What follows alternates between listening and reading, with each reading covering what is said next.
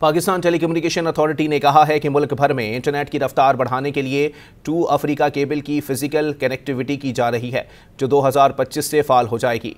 Don news के मुताबिक internet सार्फिन के लिए अच्छी खबर है कि आइंदा साल के दौरान इंटरनेट की सुस्त रवि पर काबू पाने की उम्मीद है।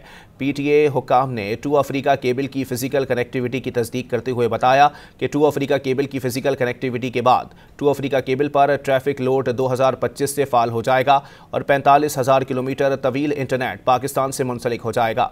ज़राए का कहना था कि 2 Africa cable Europe, Africa, Asia के 46 केबल लैंडिंग स्टेशनों को जोड़ रहा है। केबल का ये प्रोजेक्ट फेसबुक मेटा की तरफ से लगाया जा रहा है, जिसका हिस्सा पाकिस्तान भी है।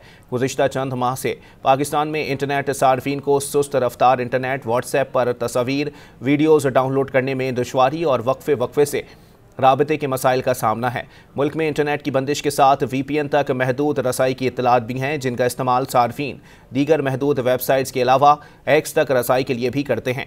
मुल्क में डिजिटल मंजरनामे और इंसानी हुकूक से मुतालिक एक रिपोर्ट के मुताबिक मई 2023 तक पाकिस्तान दुनिया में इंटरनेट की सबसे कम रफ्तार वाले ममालिक में से एक था।